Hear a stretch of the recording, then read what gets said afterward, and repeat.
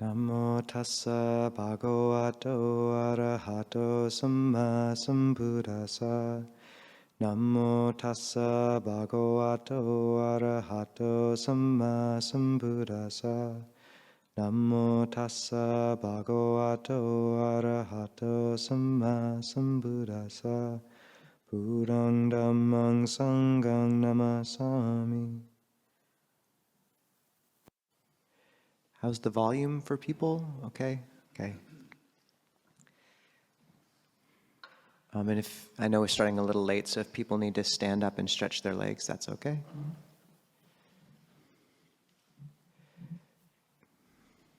So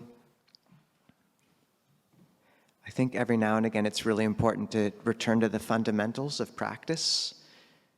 There's such high wisdom teachings in the Buddha's dispensation that we can sometimes get lost in contemplating them in the different ways the Buddha parsed out experience, attachment, liberation, and forget to turn attention to what we're doing on the cushion and in our daily life just every day. There's a saying that if you want to get people out to sea, you don't need to teach them to build a ship, but rather teach them to love the ocean. And that's a quote that sounds really nice, but I think it actually speaks to a reverse of the dilemma most practitioners and people find themselves in. We want so badly to be at peace, to be happy. We want so badly to be kind and forgiving, to not be angry. And yet we don't know how to get from here to there. And where the Buddha's teachings shine is they teach us how to build the ship. The Buddha left us 22,000 pages worth of teachings. They were all spoken at the time, but written out, they're 12 times the length of the Bible, 45 years of constant instruction. There's passages in the suttas time and again where the Buddha wakes and surveys the world and the environment near him and intuits one person or two that might be able to understand his words. And then he'll walk 10 or 15 or 20 miles to go see them and to speak. There's stories of him walking through the city, and as a noble of Khattiya warrior caste, people of different castes, lepers, sick, scramble to get out of the way of such a noble.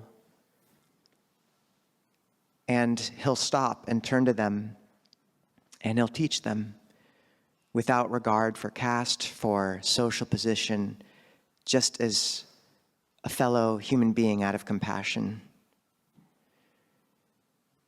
And he did this time and again over 45 years, and what he left us with is such a profound teaching, the Dhamma, the dispensation, which has come to us through 2,500 years of the rise and fall of empires, of social upheavals, of war, of famine, and it's such a gift.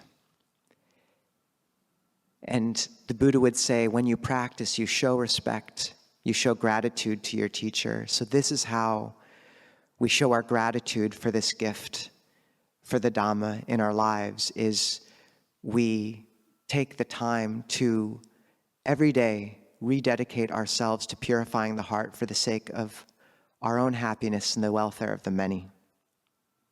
And we do this by building the ship, little by little, by finding a wellspring of happiness internally. The Buddha said the prime relationship many of us have with the world is one of feeding, upadana, which is the same word you use for flames feeding off of fuel, clinging, burning, reducing to ash. And the change, you'll hear in the Dhammacakkappavattana Sutta, the chant we just recited together, this phrase again and again: knowledge arose, vision arose, light arose. And this is the essential switch in the Buddhist practice, is one from the energy of feeding, of fire, clinging, agitated, bound, to the energy of light, cool, radiant, boundless, blessing. We switch from feeding off of the world to blessing the world. And this sounds nice, but without an internal wellspring of happiness, we're forced to feed off of the world, and we have nothing to give it. The Buddha, in some suttas, compares a practitioner going off to the wilderness to practice alone without any sense of internal serenity to a cat who sees an elephant playing in a pond and decides to jump into the pond and play too, and it is not happy.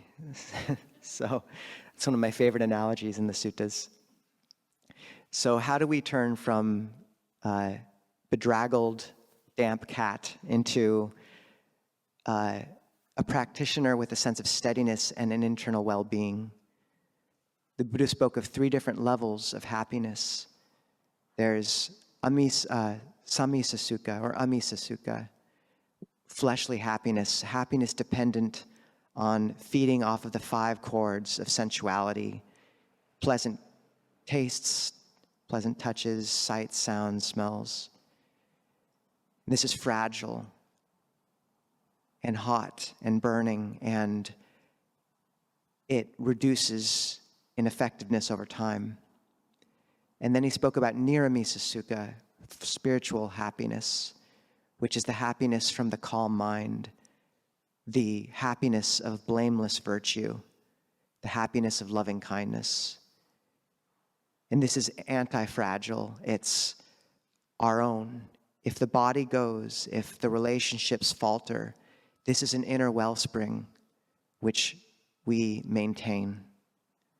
And the final level of happiness is nibbana, which is unshakable.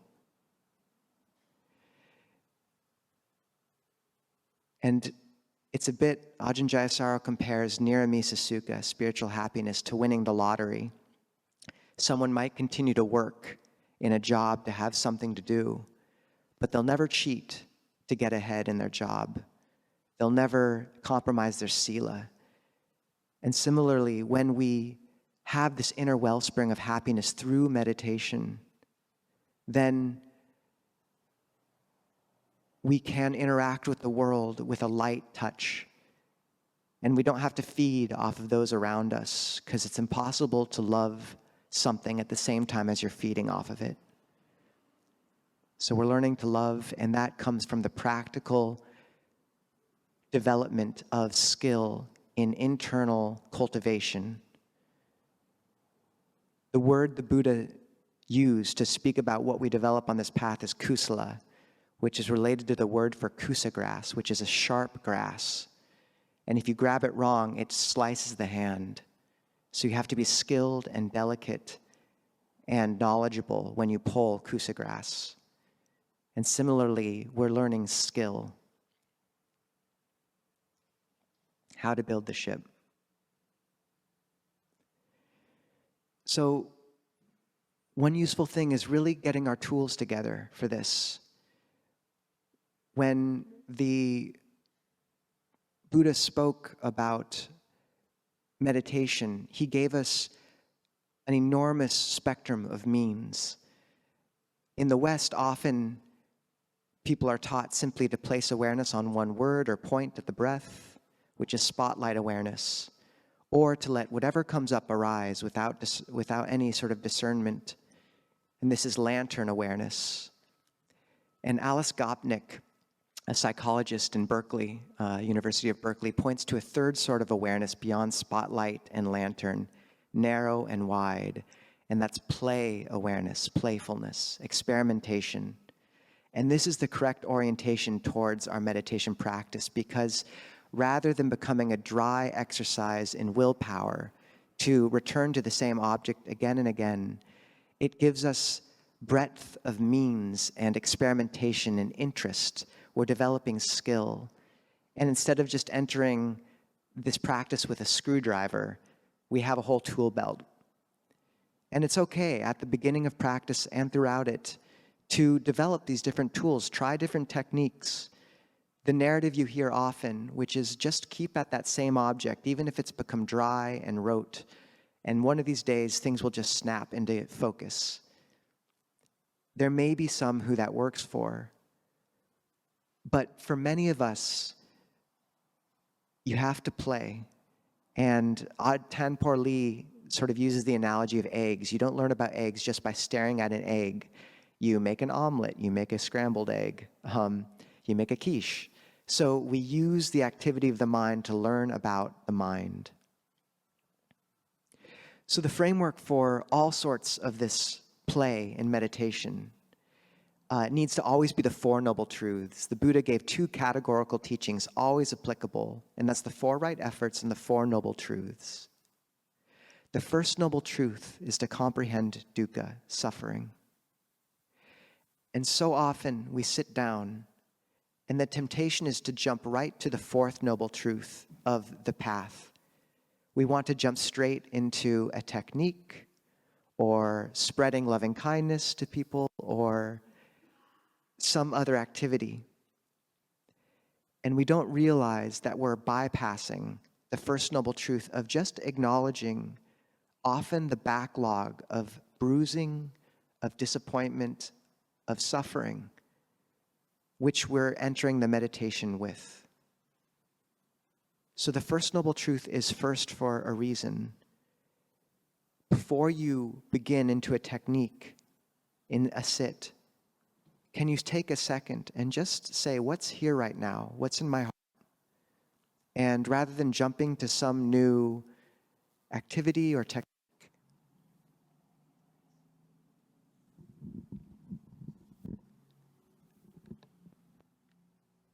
can you just take the second to listen carefully to what's there in the heart?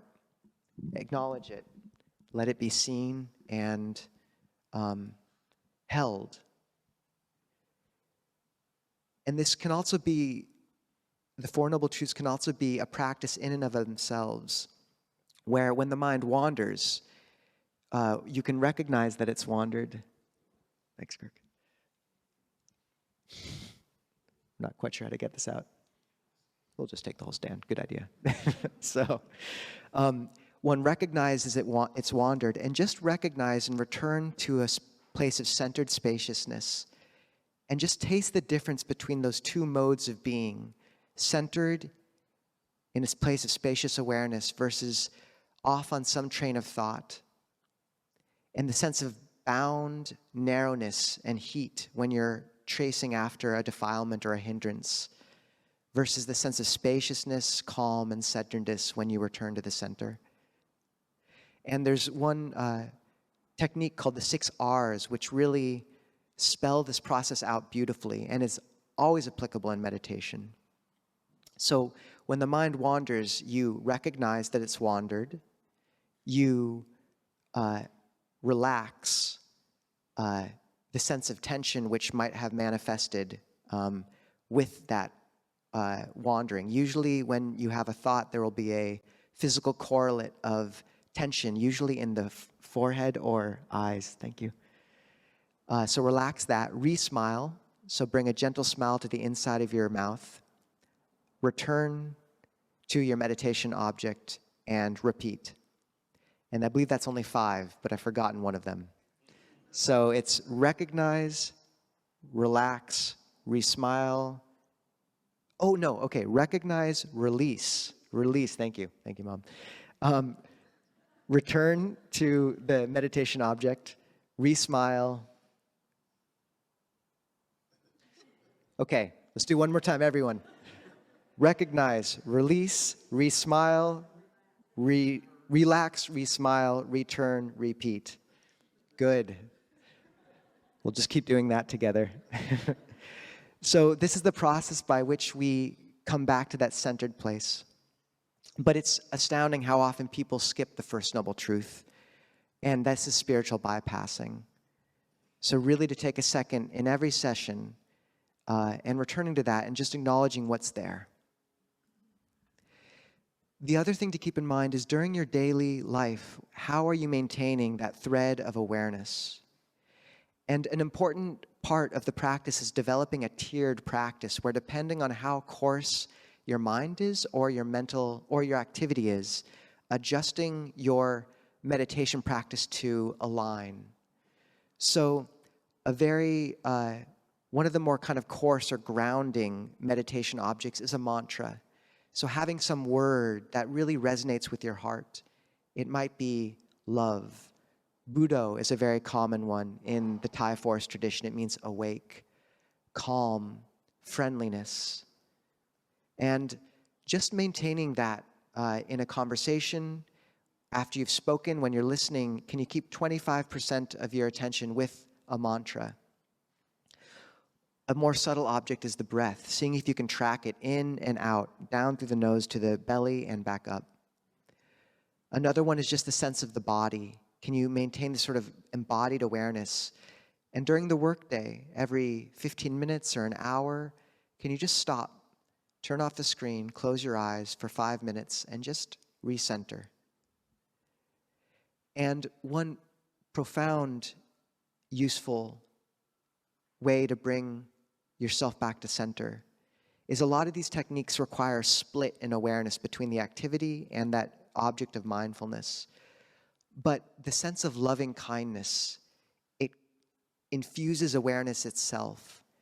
So if you're in the midst of a lot of activity, I find this is an extremely stable object or grounding of mindfulness. It's just a sense of loving kindness. Can you approach every interaction with the intention to make the person in front of you feel as cared for, as loved, as appreciated, as forgiven as possible? And somehow this can let you move through environments of extreme activity or difficulty, and you find that they don't leave any mark. You sit down and there's just a sense of care. And then one very useful, skillful means is noting practice. So it's as simple as when anger comes up, just labeling it anger, sadness, resentment. And there's a function of mindfulness called putting things into order through being mindful. And often what you find is when you find the right word for something, it just settles it. And so when you can't return to some certain object during the day, can you just label what's going on in the mind and trust that? Now, when we sit, I think a good analogy for how to develop play in meditation is cooking. So some of you heard me talk about this before, but the Buddha compares a skilled practitioner to a cook. And he says, here a bhikkhu, a practitioner, practices observing body within the body, feelings within feelings, mind within mind, Dhamma categories within Dhamma categories, the 4 satipatthana, or foundations of mindfulness. While observing the body within the body, their mind does not become centered, does not come to calm. The bhikkhu does not take note of that fact. Just as a cook might make a dish for their master and not take note of whether the master likes it or not, such an unskilled cook is similar to such a practitioner. So we want to become skilled cooks for the mind. What is the mind hungry for? And usually having 2 primary meditation objects can be very useful. Throughout the Mindfulness of Breathing Sutta, the refrain is the practitioner breathes in and out. That's always there. The breath is a very good base dish. It's rice. But then with the 16 steps of the Mindfulness of Breathing Sutta, there's also in each of those steps, usually, a secondary training, a secondary object that overlays the breath, that supplements the breath. So this is the curry, a secondary bright object. And this is how we mix a dish. So the Anapanasati Sutta, the Mindfulness of Breathing Sutta, begins with saying, breathing in long, one knows I breathe in long. Breathing out long, one knows I breathe out long. Breathing in short, one knows I breathe in short. Breathing out short, one knows I breathe out short. So the sense of beginning just with grounding in the breath, noting its quality, adjusting it so it's comfortable. And I find to anchor the awareness to the breath, it can be very useful to count. So you can count 1, 1, 2, 2, 3, 3, up to 10, and then start again. If you go over 10, it tends to be a bit too much. If the verbalization of those numbers is too much, you can imagine drawing the numbers in light. 1, 1, 2, 2, 3, 3. If it helps, you can imagine drawing those numbers in different parts of the body. So you can start up in the upper chamber near the head. Just draw the 1, 1, 2, 2, and count to 10. And then move to the torso and draw the numbers there. And then down to the third lowest chamber from about the diaphragm to the ground. And just scan the body this way, moving through it, anchoring in the breath. And then the Buddha speaks about, in the Anapanasati Sutta, becoming sensitive to the whole body and calming the bodily activity. And what this can mean is that after you've circulated through the body, if this is a technique that works for you, just coming to one centered point where you can follow the breath especially carefully and resting there, often the tip of the nose or the belly, tracing it like you would a fine silk thread, but remaining aware of the whole body, like the spider at the center of a web, but aware of the whole web. And see how long you can maintain that awareness, counting. But for some people, that secondary object of that sort of broad awareness, paired with the primary object of just the sense of breathing in and out, specifically at one point, it doesn't quite resonate. Some people aren't as embodied.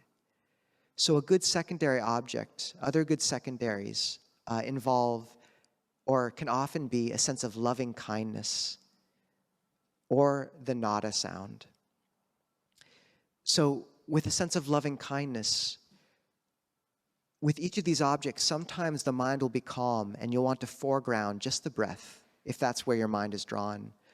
But other times, the mind will become hungry for more activity, and that's when you can foreground the secondary, more active object, such as loving kindness, and let the breath just remain in the periphery, maybe giving 10% of your attention to it or checking in with it every now and again.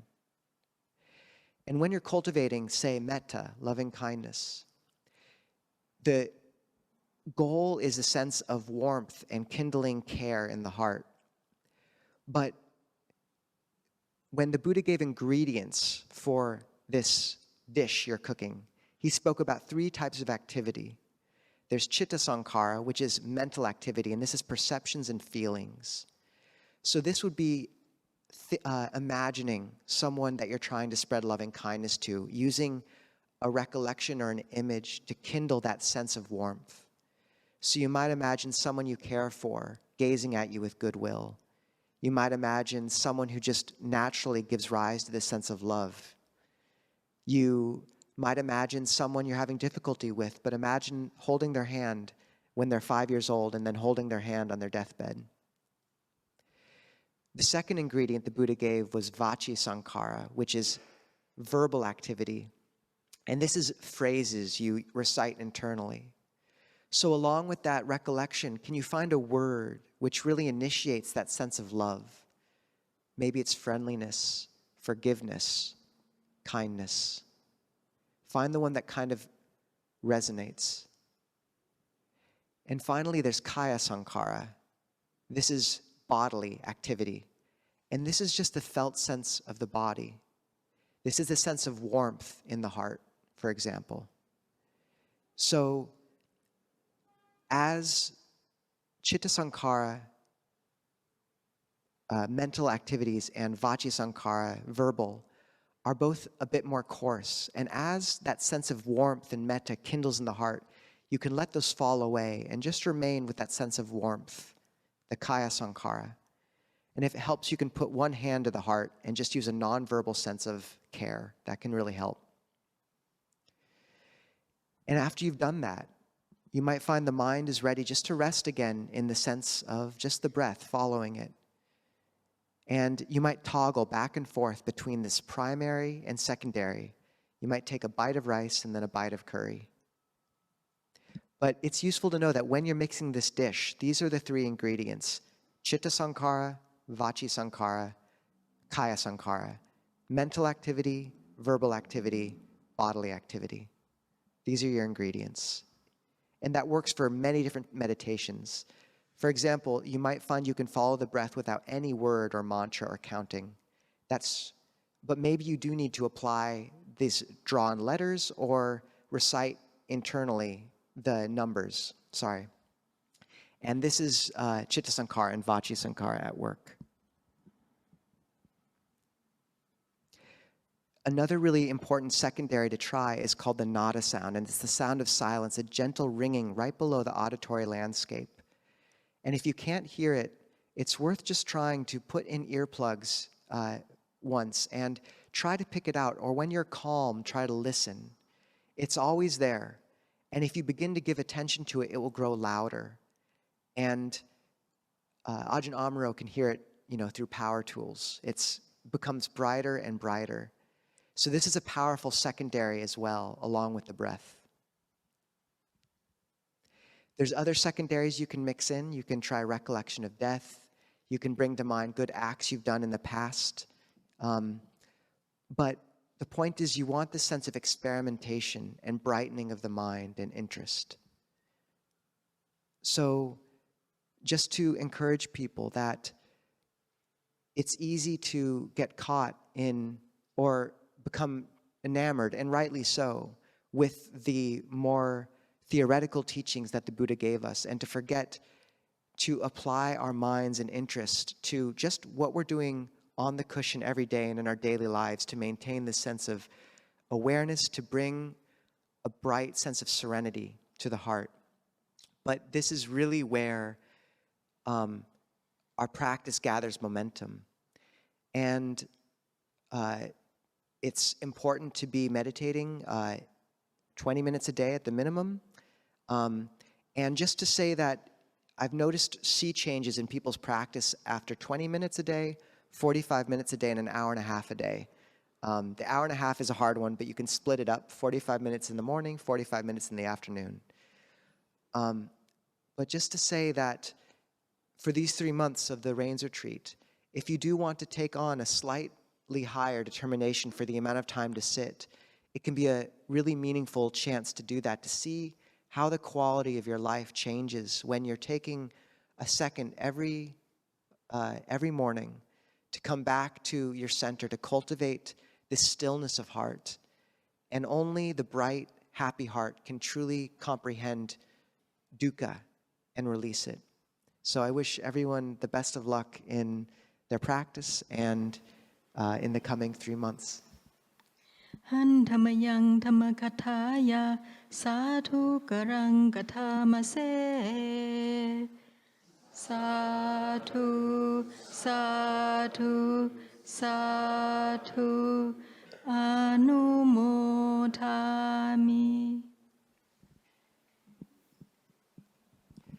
All right, so I know many of you have heard that talk before, but I think it's kind of important to come back to these fundamentals of practice regularly and remember them. We have a chance for questions now, so if people want to raise their hand, we'll run the mic over to you. And also, if you're on Zoom, you can raise your electronic hand and we can call on you there.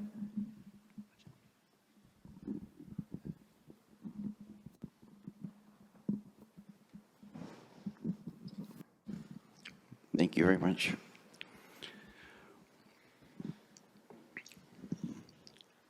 Out of curiosity, with the chanting book that we were chanting this morning, I noticed a lot of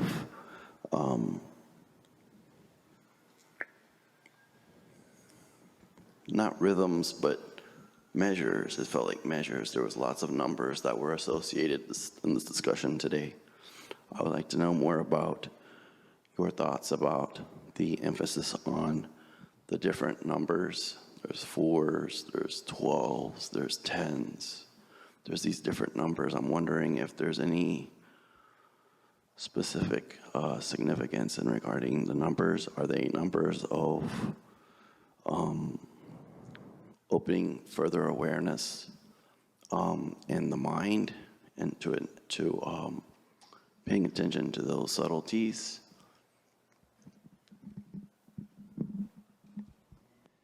Yeah, I'm not sure if it's still the case now in Thailand, but maybe 30, 40 years ago, if you are giving a Dhamma talk about numbers, you say there are 4 noble truths and 3 phases of those 4 noble truths and 12 aspects, then people listening will put lottery money on 4, 3, 1, 2. But yeah, the Buddha didn't give them for that reason. It's not especially mystical. Each one of these lists are really practical. I mean, the Buddha talked about framing our whole existence in terms of these 4 noble truths, rather than framing our lives in terms of my story and who I think I am and who you think I am, etc. It's just, is there suffering? And how am I causing myself suffering? And how do I not do that? In terms of the 3 aspects, that's when the Buddha said, with regards to each of these 4 noble truths, there are 3 things, each one of them has its own duty. So with regards to the first noble truth, we're to know it. So most people, when you feel dukkha, all you want to do, when you feel suffering, any kind of pain, all you want to do is get rid of it. Whereas the Buddha said, that has no end, but if you just understand it. So with regards to the first noble truth, we understand it. That's the duty. With regards to the second noble truth, the cause of suffering, craving, the different types of craving that we have, the duty is to abandon it rather than just following after it, which is what most people do most of the time. With regards to the third noble truth, the cessation, the ending of dukkha, we're to realize it, come to understand the full letting go of craving. And then the path, our duty is to develop it. So each one of them, although it might ring of numerology or something like that, they're all quite practical. And yeah, it does a little bit read like a puzzle. But if you read modern commentaries, Ajahn Sucitto has one. Basically, most teachers will have a commentary on this sutta. Ajahn Sucitto's is a book called The Dawn of the Dhamma, where he actually illustrates, he does like an illuminated manuscript that he drew himself, painted himself, and goes into and describes each of these numbered parts and the whole discourse. So it's worth looking into and understanding more. Ajahn? No, just the chance to dive into the Four Noble Truths again it's Longpo Sucitta says no teaching is complete until you've touched the Four Noble Truths. But we really like lists in the Theravada and in the Buddhist teaching in general. And it can be interesting to encounter all the numbers at first, but over time you begin to appreciate when memory operates much better when you have a schema. And this is what the Buddha gives us, is instead of a schema of self and the world, it's these other ways of overlaying experience. And one definition of mindfulness, sati, is connecting experience to a framework. So he's giving you all these different frameworks to try. And over time, they have this staying power that, a poetic verse, however nice it is, just doesn't have. So they're very practical and they're very powerful, and they're a lens through which to see the world. And speaking of building the ship, if you get an instruction manual and it's saying, build the ship like you would smell a flower, Rumi's great to read, but how are you going to actually build this ship? How are you going to become skilled in the mental states? And this is where the numbers are very useful, the practicality.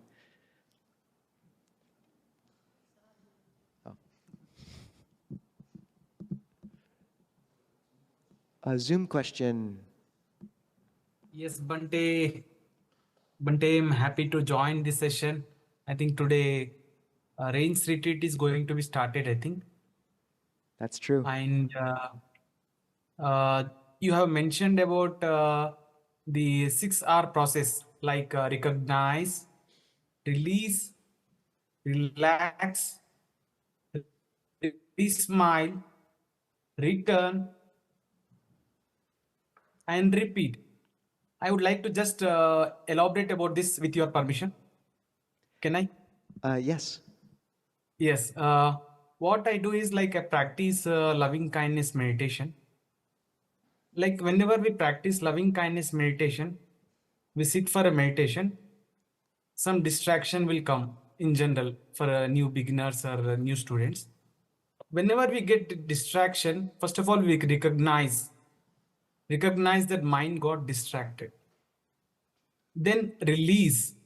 Release is coming out from the distraction by not involving this thought. Then relax. Relaxing the tightness present in the head and mind. The relax is very important step because each craving process is determined by the tightness present in our mind and body. Relax, then come back with a smile. We smile, then return to our object of meditation of loving kindness. Then repeat the same thing whenever we get distracted. This is the process which we follow. We call it as 6 R's.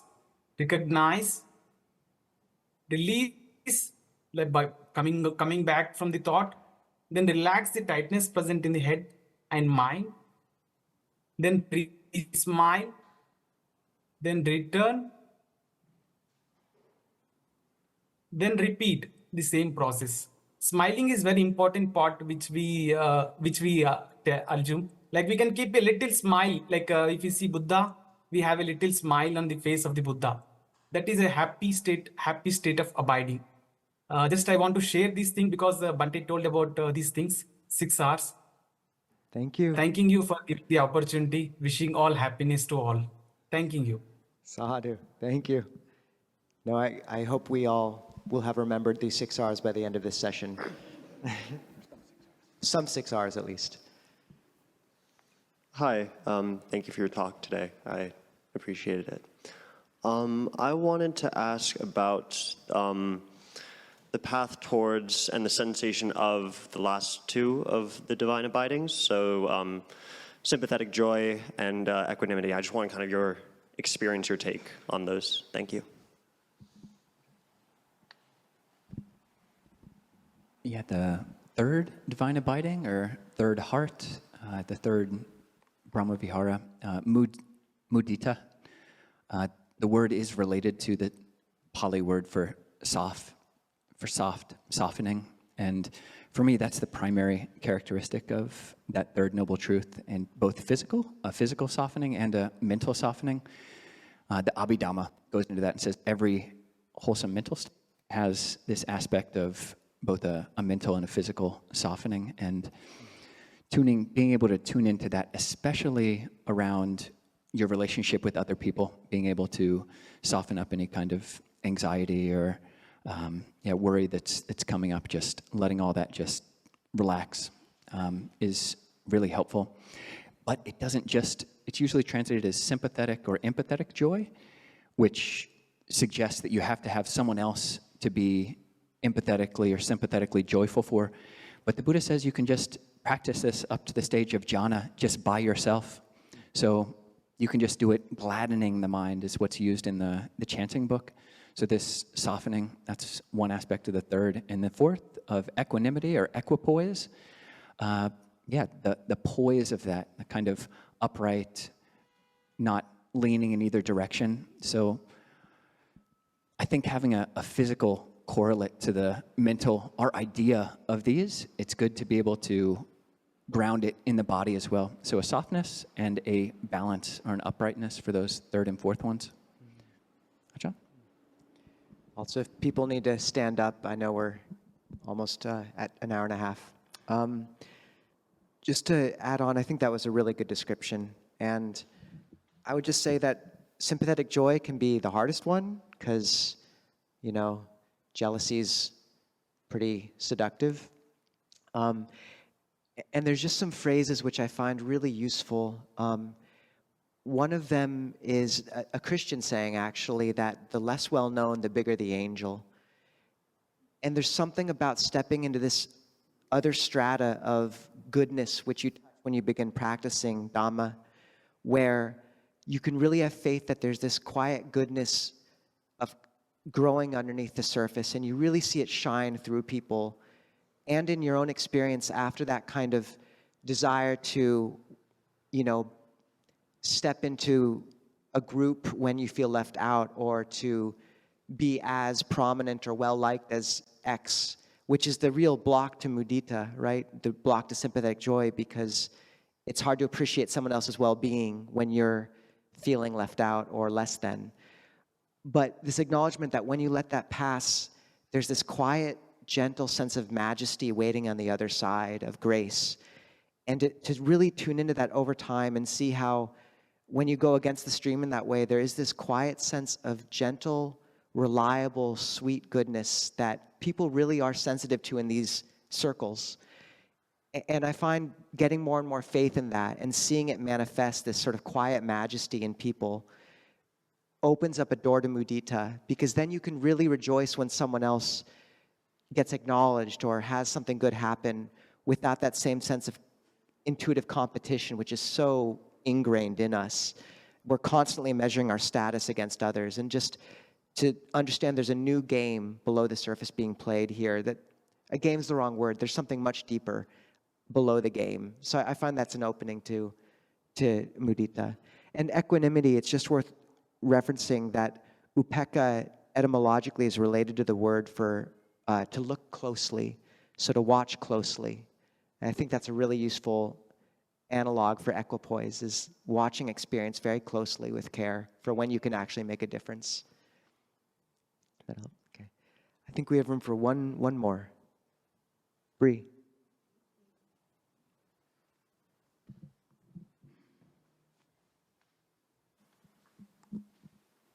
Hi.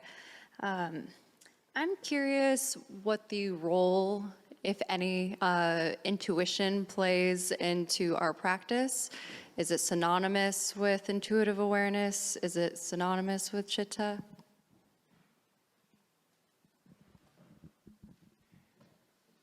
Yeah, it's a great question. For me, I think it does dovetail. It's either a part of, an aspect of wisdom, all these different words for wisdom, panya, discernment, anya, knowing, and it's just a very fast. We've talked, I think, before about, the Buddha talks about 6 or 7 different types of panya. There's discernment. There's discernment which is quick, kippa panya. There's discernment which is deep, is gambira panya. There's the discernment which is able to jump and figure something out just in the moment. And there's great wisdom. And I think intuition has aspects of each of those. So I think there's absolutely a place for intuition on the path. And for people who maybe don't feel so intuitive, there's also a place just for analytical knowing, for being able to know by the numbers. If you just memorize these lists, that's not, it's not necessarily the case that intuition is inherently better than some kind of analytical knowing. But they can both be important, and we can play to our strengths. So. No, I mean, that's such a deep question. I've heard someone say intuition is karma. I don't know how much I agree with that, but I think it has some relevance, just where sometimes there's something very deep guiding you that's intuitive. And one thing I find very interesting is in the suttas, there's a lot of language about harmony, harmonizing with those around you, with the Dhamma, with Sila. And for me, that's one of the best languaging, which is in the suttas to some extent, about harmonizing with that internal song, and you can really feel more and more when you're out of tune. So yeah, of these it is said, of those who dwell out of harmony, such a one dwells in harmony. I find that's a beautiful place you find it in the suttas, and certainly I feel guided by that kind of internal thing. But I think it's worth noting in the Kalama Sutta, this internal sense of wholesome and unwholesome is raised up as a criteria for making decisions. But the Buddha also says, what do the wise praise and what do they censure? So also looking at what what the wise would say. And then after that, he raises up developing loving kindness. And just to notice that loving kindness is such a pure, simple state that it can serve as a mirror. And if you're unsure about a decision or what to do, and then you find yourself in a place of just gentle metta, you might find that there's a clarity in that state that's really valuable too.